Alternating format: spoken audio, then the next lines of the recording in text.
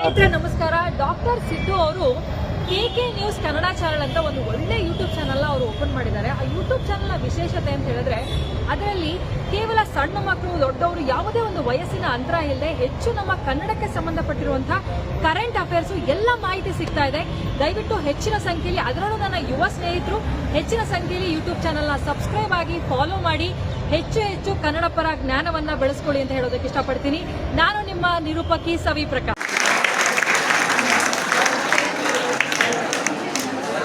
ಚಪ್ಪಾಳೆಯ ಮೂಲಕವಾಗಿ ಈ ಒಂದು ಸಸಿಗೆ ನೀರು ಹಚ್ಚುವುದರ ಮೂಲಕವಾಗಿ ಉದ್ಘಾಟನೆಯನ್ನ ಮಾಡತಕ್ಕಂಥ ಮಾನ್ಯ ಸೋಮಶೇಖರ್ ಸಾಹೇಬರಿಗೆ ಅನಂತ ಧನ್ಯವಾದಗಳನ್ನ ಅರ್ಪಣೆ ಮಾಡ್ತಾರೆ.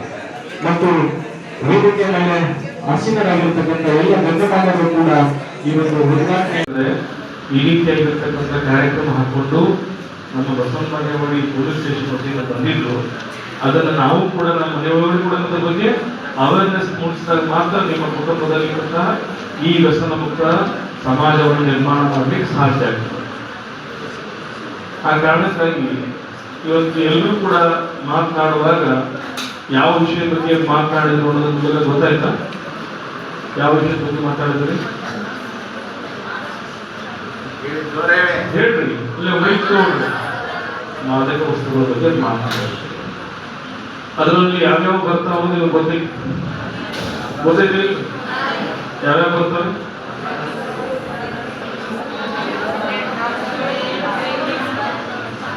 ಎಲ್ರಿಗೂ ಚಿಂಗೆ ಹೇಳಾಕತ್ತೀವಿ, ಪರಿಚಯ ಹೇಳುವಂತ ಅನ್ಕೊಳ್ಬಿಟ್ಟು ನಾನು. ಆದ್ರೆ ಅದನ್ನ ಅವು ಬಗ್ಗೆ ವಿಚಾರಗಳನ್ನ ತಿಳ್ಕೊಡ್ರಿ. ಅವ್ರಿಂದ ಏನೆಲ್ಲ ಹಾನಿ ಆಗ್ತಾವ ಬಗ್ಗೆ ತಿಳ್ಕೊಡ್ರಿ. ಮತ್ತು ಅದರಿಂದ ನಮಗೆ ಎಷ್ಟು ಅನಾಹುತ ಆಗ್ತೈತಿ, ನಾವು ಅದರಿಂದ ಯಾವ ರೀತಿಯಾಗಿ ಬಚಾವ್ ಆಗಬೇಕು ಅನ್ನೋದನ್ನ ವಿಚಾರ ಮಾಡ್ರಿ. ಹೊತ್ತು ಅದನ್ನ ಪರಿಚಯ ಮಾಡ್ಕೊಂಡ ಅದನ್ನ ತಗೊಂಡ್ರೆ ಏನಾಗ್ತೈತಿ ಅನ್ನೋದು ಮಾತ್ರ ಮಾಡಕ್ ಹೋಗ್ಬೇಡ್ರಿ. ಮತ್ತು ಒಳ್ಳೊಳ್ಳೆ ಮಾತುಗಳನ್ನು ಆಡಿದ್ರು. ನಿಮ್ಮ ವಿಚಾರಗಳಲ್ಲಿ ಏನಾದ್ರು ಅವ್ರಿಗೆ ಗೊತ್ತಾಗಬೇಕಾಗಿಲ್ಲ. ನಿಮ್ಮಲ್ಲಿ ಈ ಹಾಡುಗಳನ್ನ ಹಾಡಿದ್ದೇವೆ. ನನಗೆ ಬಹಳ ನೋವಾಗೋದು ಏನಂದ್ರೆ, ನಾನು ಮ್ಯೂಸಿಕ್ನಲ್ಲಿ ಪಾಠ ಮಾಡ್ತಾ ಇದ್ದೆ ಸರ್, ಹೈಸ್ಕೂಲಲ್ಲಿ 10th ಸ್ಟ್ಯಾಂಡರ್ಡ್ ಸ್ಟೂಡೆಂಟ್ಸ್ ಗಳವರು ನನಗೆ ಬಂದು ನನ್ನ ಕ್ಲಾಸ್ ರೂಮಲ್ಲೇ ಕುತ್ಕೊಂಡಿದ್ದಾರೆ. ಆ ಇಬ್ರು ಸ್ಟೂಡೆಂಟ್ಸ್ ಗಳು ಕುತ್ಕೊಂಡ ಮೇಲೆ ಅವ್ರ ಪಕ್ಕದಲ್ಲಿ ಹುಡುಗರೆಲ್ಲ ಸ್ವಲ್ಪ ಡಿಸ್ಟರ್ಬ್ ಮಾಡಕ್ ಶುರು ಮಾಡಿದ್ರು. ಇವ್ರು ಯಾಕೆ ಹೀಗೆ ಕಿರಿಕಿರಿ ಮಾಡ್ತಾ ಇದ್ದಾರೆ, ಸಾಮಾನ್ಯವಾಗಿ ನನ್ನ ಕ್ಲಾಸಲ್ಲಿ ಈ ತರ ಮಾಡ್ತಿರ್ಲಿಲ್ಲ ಅಂತ ಹೇಳ್ಕೊಂಡು ಯಾಕೆ ಡಿಸ್ಟರ್ಬ್ ಮಾಡ್ತೀರಿ ಅಂದ್ರೆ ಅವ್ರು ಹೇಳಿದ ಹುಡುಗರು, ಸರ್ ಸ್ಮೆಲ್ ಬರ್ತಾ ಇದೆ ಸರ್, ಏನು ಸ್ಮೆಲ್ ಬರ್ತಾ ಇದೆ ಅಂತ. ನನಗೆ ಆಶ್ಚರ್ಯ ಆಗಿ ಹೋಗಿ ನೋಡ್ತೇನೆ, SSLC ಓದುವಂತ ಮಕ್ಕಳು ಇಬ್ರು ಅವ್ರು ಡ್ರಿಂಕ್ಸ್ ಮಾಡಿ ಬಂದು ನನ್ನ ಕ್ಲಾಸ್ ರೂಮ್ ಅಲ್ಲಿ ಕೂತ್ಕೊಂಡಿದ್ರು. ನನಗೆ ಇಷ್ಟು ಬೇಜಾರಾಯ್ತಲ್ಲ. ಇಡೀ ದೇಶಕ್ಕೆ ಬೇಕಾಗಿರುವಂತಹ ಸತ್ಪ್ರಜೆಗಳನ್ನ ಕ್ಲಾಸ್ ರೂಮಿನ 4 ಕೊಠಡಿಯ ಗೋಡೆಗಳ ಮಧ್ಯದಲ್ಲಿ ನಿರ್ಮಾಣ ಮಾಡ್ತೇವೆ ಅಂತ ಹೇಳುವ ಟೀಚರ್ಸ್ ಗಳು ನನ್ನ ಕ್ಲಾಸ್ ಅಲ್ಲಿ ಇಬ್ಬರು ಸ್ಟೂಡೆಂಟ್ಸ್ ಗಳು ಕುಳಿತು ಕೂತ್ಕೊಂಡಿದ್ದಾರೆ. ಅವರನ್ನ ಹೊರ ಕರೆದೆ, ಈಗ ಹೇಳೋದೇನು ಗೊತ್ತಿಲ್ಲ, ಆದ್ರೆ ಅವರಿಗೆ ಏನ್ ಶಿಕ್ಷೆ ಕೊಡ್ಬೇಕು ಅದನ್ನ ಕೊಟ್ಟೆ. ಅವ್ರು ನನ್ನ ಕಾಲ ಹಿಡ್ಕೊಂಡ್ರು, ಸರ್ ಇನ್ನೊಂದು ಜನ್ಮದಲ್ಲಿ ಹೀಗೆ ಮಾಡೋದಿಲ್ಲ ಅಂತ ಹೇಳಿದ್ರು. ಆದ್ರೆ ಆಶ್ಚರ್ಯ ಏನ್ ಗೊತ್ತಾ, ಅವ್ರು ಹೋಗಿದ್ದು ಹೇಗೆ ಆಗಿದೆ, ನೀವು ಎಲ್ಲ ಹೇಗೆ ಹೋಗ್ತೀರಿ ಅನ್ನೋದಕ್ಕೆ ಹೇಳ್ತೀನಿ. ಅವ್ರಿಗೆ ಅಲ್ಲಿ ಮಿನಿಸ್ಗಿ ಕ್ವಾರಿಗಳು, ಆ ಕ್ವಾರಿಗಳಲ್ಲಿ ರಾತ್ರಿ ಇಡೀ ಕೆಲಸ ಮಾಡ್ಬೇಕಾಗ್ತದೆ. ಅದು ನಮ್ಮ ಸ್ನೇಹಿತರಿಗೆ ಗೊತ್ತಿದೆ, ಕೈಗೂಡ್ಸೋರಿ. ಅಲ್ಲಿ ರಾತ್ರಿ ಇಡೀ ಕೆಲಸ ಮಾಡ್ಬೇಕಲ್ಲ, ಅವ್ರಿಗೆ ಎಂತವನ್ನು ಕರ್ಕೊಂಡು ಹೋಗ್ತಾರೆ ಅಂದ್ರೆ, ಅವ್ರು ಈ ಶಾಲೆಯಲ್ಲಿ ಕಲಿತಾ ಇರುವಂತ ಮಕ್ಕಳನ್ನ ಕರ್ಕೊಂಡು ಹೋಗ್ತಾರೆ. ಮತ್ತೆ ಮಕ್ಕಳು ಇಡೀ ರಾತ್ರಿ ಎಲ್ಲ ಅವರು ಕೆಲಸ ಮಾಡ್ಬೇಕಲ್ಲ, ಅವ್ರಿಗೆ ಸುಸ್ತಾಗಬಾರ್ದು ಅನ್ನೋ ಕಾರಣಕ್ಕೆ ಅವರಿಗೆ ಬಿಯರ್ಸ್ ಗಳನ್ನ ಮಾಲೀಕರೇ ಕೊಡಿಸ್ತಾರೆ.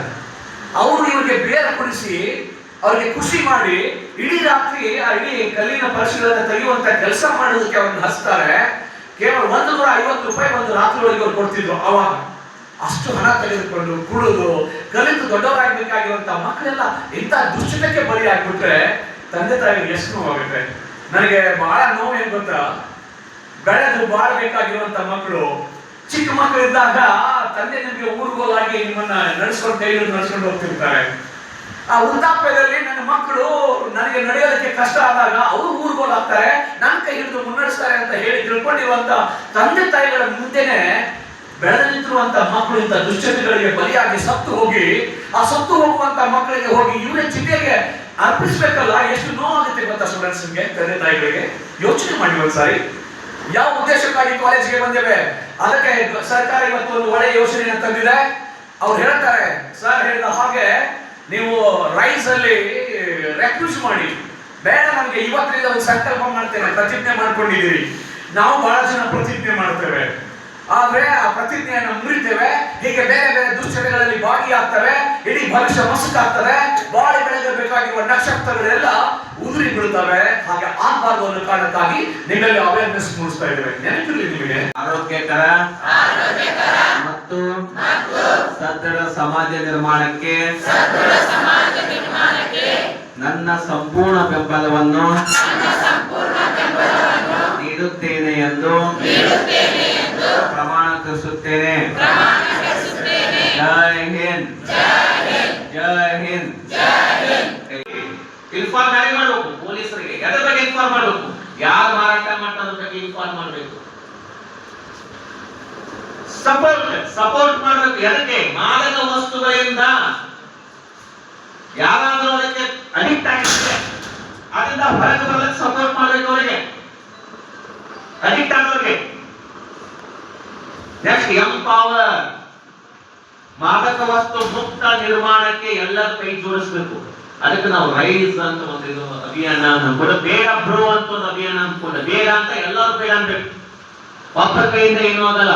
ಈ ಸಮಾಜವನ್ನ ನಾವು ಎಲ್ಲರ ಕೈ ಚೈನ್ ಲಿಂಕ್ ಅಂತ ನನ್ನ ಒಬ್ಬನಿಂದ ಎಲ್ಲರೂ ಅವರವ್ರು ಸರಿಯಾದ್ರೆ ಎಲ್ಲ ಸರಿಯಾಗುತ್ತೆ. ನಮ್ಮವ್ರು ಏನ್ ಮಾಡ್ತಾರೆ ಗೊತ್ತಾ? ಬರೀ ನೆಗೆಟಿವ್ ತಿಳ್ಕೊತೀವಿ. ನಿಮ್ ಸ್ಟೂಡೆಂಟ್ ಇರ್ತಾರೆ ನೆಗೆಟಿವ್, ಎಲ್ಲ ಬರೀ ನಮ್ಮ ಫಸ್ಟ್ ಪಾಸಿಟಿವ್ ಗಿಂತ ನೆಗೆಟಿವ್ ಅಟ್ರಾಕ್ಟ್ ಆಗುತ್ತೆ. ಇವ್ರು ಹೇಗಿದೆ ಅಂತ ನಿಮ್ಗೆ ಗೊತ್ತಿಲ್ಲ. ನಾವು ಎಷ್ಟೋ ಸ್ಟೂಡೆಂಟ್ಗಳಿಂದ ಎಷ್ಟೋ ಇದರಿಂದ ನಾವು ನೋಡ್ಕೊಂಡಿದ್ದೇವೆ, ಎಷ್ಟೋ ಸ್ಟೂಡೆಂಟ್ಗಳು ಎಷ್ಟೋ ಇದರಿಂದ ನಾವು ನೋಡ್ಕೊಂಡಿದ್ದೇವೆ. ಎಷ್ಟು ಮಂದಿ ಹಾಳಾಗಿದ್ದಾರೆ ಅಂತಂದ್ರೆ ಅಷ್ಟು ಮಂದಿ ಹಾಳಾಗಿದ್ದಾರೆ. ಅದಕ್ಕೆ ನಾವೇನ್ ಮಾಡಬೇಕು? ಇವೆಲ್ಲ ಸ್ಟೂಡೆಂಟ್ ಲೀಡರ್ಶಿಪ್ ಕ್ವಾಲಿಟಿಯನ್ನು ಡೆವಲಪ್ ಮಾಡೋದು. ಲೀಡರ್ಶಿಪ್ ಕ್ವಾಲಿಟಿ, ನಾಯಕತ್ವ ಅಂದ್ರೆ ಏನು? ನಾಯಕತ್ವ ಅಂದ್ರೆ ಏನು? ನನಗೆ ಗೊತ್ತಿಲ್ಲ ಸರ್, ನಾನು ನೋಡೋದು ನನಗೆ ನೋಡೋದು ನಾನು ಹೇಳಿದ್ರೆ ನನ್ನ ಮೇಲೆ ಬರ್ತಾರೆ ಸರ್, ನನ್ನ ಹೆಸರು ಮುಂದೆ ಬರುತ್ತೆ, ನನ್ನ ಹೆಸರು ಇದು ಆಗುತ್ತೆ, ಅವೆಲ್ಲ ಇರಬಾರ್ದು.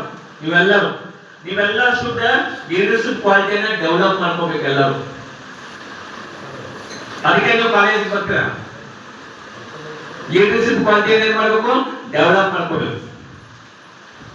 ದಯವಿಟ್ಟು ಏನ್ ಮಾಡ್ಬೇಕು? ನಿಮ್ ಫ್ರೆಂಡ್ಸ್ ನಿಮಗೆ, ನಾವು ಪೊಲೀಸ್ ಇಲಾಖೆ ಎಲ್ಲ ಗೊತ್ತಿದೆ. ನಾವು ಹಲವಾರು ಕಾರ್ಯಕ್ರಮಗಳು ಹೋಸಲ ಮಾಡ್ದಕ್ಕೂ ಬಸವ ಭವನದಲ್ಲಿ ಮಾಡಿದ್ದೇವೆ. ನಾವು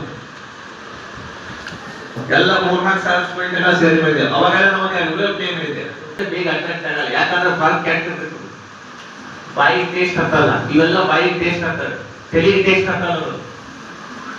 ಆದ್ರೆ ಅದಕ್ಕೆ ಕೆಲವು ಜನಗಳು 1000-ಒಬ್ಬ 10,000-ಒಬ್ಬ ವ್ಯಕ್ತಿ ಯಾಕೆ ಯಶಸ್ವಿ ಆಗ್ತಾನೆ? ನಾವು ಗಡಕ ರೀಚ್ ಮಾಡ್ತಾನೆ. ಎಲ್ಲರೂ ಯಶಸ್ವಿ ಆಗ್ಬೋದು. ಎಲ್ಲರ ಮನುಷ್ಯರು ಎಲ್ಲ ಇದ್ದಾಗ ಅದೇ ಐತಿ, ಎಲ್ಲರಿಗೆ ತೆಲಿ ಅದೇ ಐತಿ, ಎಲ್ಲರಿಗೆ ಎಲ್ಲರ ಯಶಸ್ವಿ ಯಾಕಾಗಲ್ಲ? ಯಾಕಂತಂದ್ರೆ ನಾವು ನಮ್ಮ ಮನಸ್ಸನ್ನ ಎಷ್ಟು ಗಟ್ಟಿಯಾಗಿ ಇಟ್ಟುಕೊಂಡು ನಾವು ದಡ ಸೇರ್ತೇವೆ, ಅದನ್ನ ನಾವು ಎಷ್ಟು ಗುರಿ ಸಾಧಿಸ್ತೇವೆ, ನಮ್ಮ ತಂದೆ ತಾಯಿಯರು ಇಟ್ಕೊಂಡಂತ ನಾನು ಅನ್ಕೊಂಡಂತ ಸಾಧಿಸ್ತೇವೆ ಅನ್ನೋದು ನಮ್ಮಲ್ಲಿರುತ್ತೆ. ನಾವು ಹೇಗೆ ಕೊಟ್ಟೇವೆ ನಮ್ಮ ಭವಿಷ್ಯ ಹಾಗಾಗುತ್ತೆ. ಆದ್ರೆ ನಮ್ಮ ಮನಸ್ಸಿನ ಚಂಚಲ ಐತಿ. ಫ್ರೆಂಡ್ಶಿಪ್ ಸಹವಾಸ ಮಾಡ್ತೇವೆ, ಹೋಗ್ತೇವೆ, ಯಾವ ಕಾರಣ ಹೋಗ್ತೇವೆ. Time is very very important. ನಮಗೂ 24 ತಾಸು ಇದೆ, ಬೇರೆಯವ್ರಿಗೆ 24 ತಾಸು ಇದೆ. ಯಾರಿಗೆಲ್ಲ ಹೆಚ್ಚಿಗೆ ಮತ್ತೆ ಆ 24 ಅದೇ ಟೈಮ್ ಸೇಮ್ ವ್ಯಕ್ತಿ ನನ್ನ ಫ್ರೆಂಡ್ ಬೇರೆ ಸಾಧಿಸ್ತಾರೆ, ನಾನು ಸಾಧನೆ ಮಾಡಲ್ಲ. ಸೊ ನಮ್ಮ ಕೈಲಿದೆ. ಆದ್ರೆ ಇವೆಲ್ಲ ಏನ್ ಮಾಡ್ತವೆ? ನಮ್ಮ ಭವಿಷ್ಯದ ವಿದ್ಯಾರ್ಥಿಗಳಿಗೆ ಏನ್ ಮಾಡಕತ್ತವಿ? ಮಾದಕ ವಸ್ತುಗಳು ಕೊಲ್ತಾ ಇದೆ. ಕೆಲವು ಮಂದಿಗೆ ಏನಾಗಲ್ಲ ಗೊತ್ತಾ? ಕೆಲವು ಮಂದಿ ಕುಡಿದಾಗ ಏನೋ ಒಂದು ಸಾಕು ದುಶ್ಚಟಗಳು. ಸರ್ ಸಾಲ ಆಯ್ತಂದ್ರೂ ಕುಡಿತಾರೆ, ಫಸ್ಟ್ ರ್ಯಾಂಕ್ ಬಂತಂದ್ರೂ ಪಾರ್ಟಿ ಮಾಡ್ತಾರೆ, ಫೇಲ್ ಆದ್ರೂ ಪಾರ್ಟಿ ಮಾಡ್ತಾರೆ. ಫಸ್ಟ್ ರ್ಯಾಂಕ್ ಪಾರ್ಟಿ ಅದಕ್ಕೆ ಮಾಡಿದ್ರು, ಫಸ್ಟ್ ಸ್ವಲ್ಪ ಪಾಸ್ ಆದ್ರೆ ಫಸ್ಟ್ ರ್ಯಾಂಕ್ ಬಂದ್ರೆ ಖುಷಿ ಆಯ್ತು ಅದಕ್ಕೆ ಪಾರ್ಟಿ ಮಾಡಿದ್ರು. ಫೇಲ್ ಆಗಿ ಬಾರಿ ಮನಸ್ಸು ಬೇಜಾರಾಯ್ತು ಅದಕ್ಕೆ ಕುಡಿದೆ. ಸಾಲ ಹೆಚ್ಚಾದ್ರೂ ಕುಡಿತಾರೆ, ರೊಕ್ಕ ಹೆಚ್ಚಿಗೆ ಬಂದ್ರು ಕುಡಿತಾರೆ. ನಮ್ಮ ಒಂದೇನಬೇಕು ರೀಸನ್ ಬೇಕು. ಬಾಳ ಅಂಗಡಿ ಹೋಗಲ್ಲ, ಕುಡಿಯೋ ಹೋಗಕ್ಕೆ ರೂಲ್ಸ್ ಇಲ್ಲ. ನಮ್ಮ ಮನಸ್ಸು ಗಟ್ಟಿ ಇತ್ತಂದ್ರೆ ಎಲ್ಲಿದ್ದು ನಾವು ಬರುತ್ತೇವೆ. ಪ್ರಾಣಿಗಳಲ್ಲಿ ನಮಗೆ ವ್ಯತ್ಯಾಸ ಏನು? ಬರೀ ಒಂದು ಥಿಂಕಿಂಗ್ ಪವರ್ ಅಷ್ಟೇ. ನಿಮ್ಗೆಲ್ಲ ಕಾಲೇಜ್ ಕಳಿಸ್ತಾರೆ, ಕಾಲೇಜಲ್ಲಿ ಕಲಿಯೋರು ಶಾಲೆ ಕಲಿಯೋರು ಬದುಕಲ್ವಾ? ಬರ್ತಾರಲ್ವಾ? ಮತ್ತೆ ಶಾಲೆ ಶಿಕ್ಷಣಗಳ ಉದ್ದೇಶ ಕಾಲೇಜು ಶಿಕ್ಷಣ ಗೌರ್ಮೆಂಟ್ ಸರ್ಕಾರಗಳು ನಮ್ಮ ತಂದೆ ತಾಯಿ ನಿಮ್ಮ ತಂದೆ ತಾಯಿ ಶಾಲೆ ಹೋಗಿ ಕಾಲೇಜ್ ಹೋಗಿ ಫಸ್ಟ್ ರ್ಯಾಂಕ್ ಹೋಗಿ ಉದ್ದೇಶ ಏನು? ಯಾಕೆ ಶಾಲೆಗಳ ಬದುಕಲ್ಲ? ನಮ್ಗಿಂತ ಮಸ್ತ್ ಬದುಕ್ತಾರೆ, ನಮ್ಗಿಂತ ಶ್ರೀಮಂತರ ತಪ್ಪು ಕಲ್ತ ಶಿಕ್ಷಣ ಕಲ್ತವಲ್ಲ ಅಷ್ಟೇ ಶ್ರೀಮಂತರ ಆಗ್ತದಲ್ಲ. ಶಿಕ್ಷಣ ಕಲಿಯೋ ನಮ್ಗಿಂತ ಶ್ರೀಮಂತರ ಆದ್ರೆ ಶ್ರೀಮಂತರಿರ್ಬೋದು. ಆದ್ರೆ ಒಬ್ಬ ವ್ಯಕ್ತಿಗೆ ಶಿಕ್ಷಣ ಕಲಿಲಾರ ಶಿಕ್ಷಣ ಕಲ್ತ ವ್ಯಕ್ತಿಗೆ ಇಬ್ಬರಿಗೆ ಪಕ್ಕ ನಿಲ್ಲಿಸಾಕ ಗೊತ್ತಾಗುತ್ತೆ ಈ ವ್ಯಕ್ತಿ ಶಿಕ್ಷಣ ಕಲ್ತಾನ, ಆ ವ್ಯಕ್ತಿ ಶಿಕ್ಷಣ ಕಲ್ತಿಲ್ಲ ಅಂತ. ಯಾಕಂದ್ರೆ ಶಿಕ್ಷಣ ಕಲಿತ ವ್ಯಕ್ತಿ ವರ್ತನೆ ಬೇರೆ ಇರುತ್ತೆ, ಶಿಕ್ಷಣ ಕಲಿತ ವ್ಯಕ್ತಿಯ ಬಿಹೇವಿಯರ್ ಬೇರೆ ಇರುತ್ತೆ. ಸೊ ಅದಕ್ಕೆ ಏನ್ ಮಾಡ್ಬೇಕು? ನಮ್ಮ ದೇಶ ಅಂತ ನಿಮ್ ನಂಬಿದೆ, ನಿಮ್ಮ ತಂದೆ ತಾಯಿ ನಿಮ್ಮ ನಂಬಿದೆ. ನಾವ್ ಏನ್ ಮಾಡ್ತದೆ? ಕೆಲವೊಂದು ಇವೆಲ್ಲ ವಸ್ತುಗಳು ಏನ್ ಮಾಡ್ತದೆ? ನಿಮ್ಮ ಮೈಂಡ್ ಅನ್ನ ಅಟ್ರಾಕ್ಟ್ ಮಾಡ್ತಾ ಇದೆ. ಈ ವಸ್ತುಗಳನ್ನ ಕಿತ್ತು ಹಾಕ್ಬೇಕು. ಅದು ಎಷ್ಟು ವೇಗವಾಗಿ ಬೆಳೀತು ಅಂತ ನಿಮ್ಗೆ ಗೊತ್ತಿಲ್ಲ. ನಮಗೆ 100 ಹುಡುಗರು ಹೋಗ್ಬಿಟ್ರೆ ಸಾಕು, 1 ವರ್ಷದಲ್ಲಿ 1 ತಿಂಗಳು ಹೋಗ್ಬಿಡ್ತಾನೆ. ಬೇಗ ಎಷ್ಟು ಹಕ್ಕೋತಿರ್ತಾನೆ, ಇನ್ನೊಂದು 5 ನಿಮಿಷದಲ್ಲಿ 10 ಹುಡುಗರು ಅಟ್ಯಾಕ್ ಮಾಡ್ತಾನೆ. ಯಾಕಂದ್ರೆ ಸಾಕ್ಷಿ ಕಿಕ್ ಕೊಡ್ತಿದ್ದನು. ಅವನ್ ಏನ್ ಮಾಡ್ತಾನೆ ಗೊತ್ತಾಗಲ್ಲ ಅವನಿಗೆ. ಹಾಗಾಗಿ ನಾವು ರೈಸ್ ಅಂತ ಒಂದು ಅಭಿಮಾನ ಇಟ್ಕೊಂಡಿದ್ದೇವೆ. ಮುಕ್ತ ಸಮಾಜವನ್ನಾಗಿ ಮಾಡಲು ದೃಢ ನಿರ್ಧಾರ ಮಾಡುತ್ತೇನೆ. ನಾನು ಎಂದಿಗೂ ಮಾದಕ ವಸ್ತುಗಳನ್ನು ಸೇವಿಸುವುದಿಲ್ಲ ಮತ್ತು